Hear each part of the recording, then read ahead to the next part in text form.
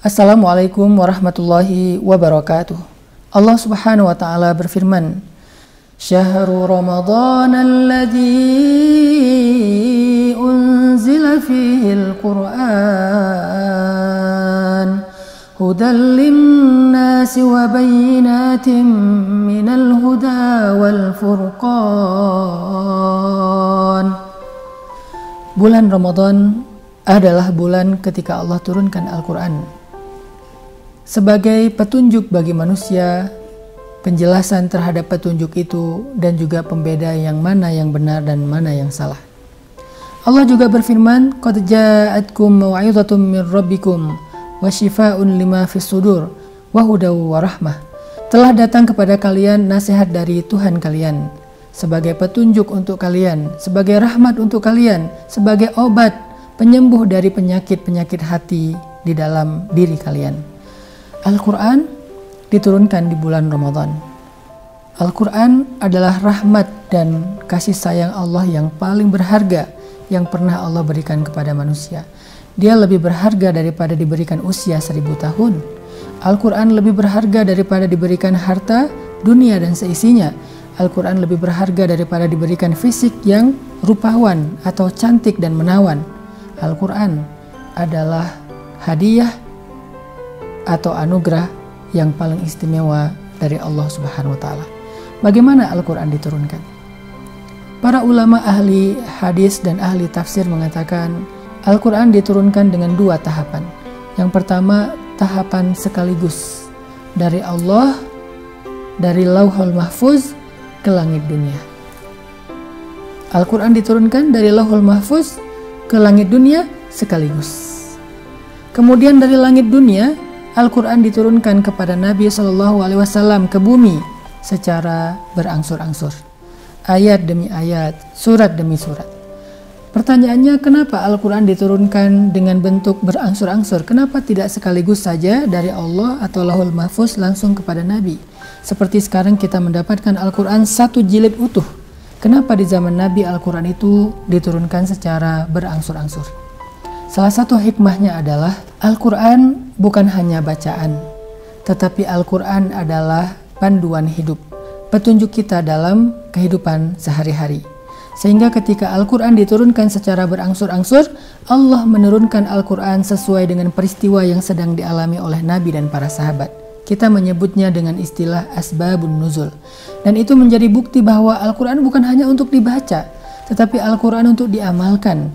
Al-Quran untuk menjadi petunjuk hidup. Hudal lil muttaqin, petunjuk bagi orang yang bertakwa, petunjuk bagi manusia. Sehingga ketika Nabi dan para sahabat sedang mengalami satu peristiwa, maka mereka merasa bingung bagaimana cara menyelesaikan masalah ini, bagaimana cara untuk menghadapi masalah ini. Maka Allah turunkan ayat, Allah ajarkan Nabi dan para sahabat begini caranya.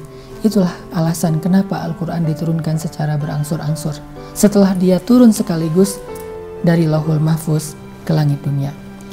Salah satu contohnya adalah ketika Nabi bersama para sahabat sedang bermalam di sebuah rest area, di sebuah oasis di tengah padang pasir. Lalu ketika subuh hari, mereka kekurangan air untuk berwudu. Banyak dari mereka yang mengeluh tidak bisa melaksanakan sholat subuh karena tidak bisa berwudu, karena tidak bisa mandi. Waktu itu belum ada ayat tayamum, baru ada ayat berwudu. Maka dalam kebingungan seperti itu, Allah turunkan ayat kepada Rasul tentang tata cara bertayamum. Kalau kalian tidak mendapatkan air, maka bertayamumlah, bersihkanlah wajah dan tangan kalian dengan debu-debu yang suci. Ini menjadi salah satu contoh namudaj bagaimana Al-Quran diturunkan secara berangsur-angsur sesuai dengan peristiwa yang sedang dialami oleh Nabi dan para sahabat. Sehingga Al-Quran bukan hanya dibaca, tetapi menjadi petunjuk mereka dalam hidup. Ada lagi cerita yang lain, misalnya di dalam surat Al-Mujadilah atau Al-Mujadalah. Pembukaan surat Al-Mujadalah berkisah tentang seorang perempuan namanya Khawlah bintu Tha'labah. Khawlah adalah perempuan yang sedang mendapatkan masalah rumah tangga. Dia diceraikan oleh suaminya dengan kalimat-kalimat yang tercela. Suaminya mengatakan, "Engkau bagi saya seperti ibu, artinya haram selama-lamanya. Seperti seorang anak haram bagi ibunya, maka suami Khawlah mengharamkan Khawlah bagi dirinya selama-lamanya. Engkau bagi saya seperti ibu saya, artinya talak yang tidak boleh rujuk lagi. Dalam bahasa syariat ataupun fikih, hal ini dikenal dengan nama zihar. Khawlah merasa sedih, Khawlah merasa bingung. Bagaimana cara merujuk agar dia bisa kembali kepada suaminya? Dia kasihan kepada anak-anaknya. Dia juga tidak tega meninggalkan suaminya yang sudah tua. Tapi suaminya dalam keadaan marah mengatakan hal itu kepada dia. Lalu bagaimana solusinya? Datanglah Khawlah kepada Nabi. Ya Rasulullah, suami saya menikahi saya di waktu saya gadis. Lalu ketika saya sudah memiliki banyak anak, memberikan dia banyak anak, dan saya sudah tua, tidak lagi menarik seperti dulu, dia menceraikan saya dengan mengatakan, saya bagi dia seperti ibunya.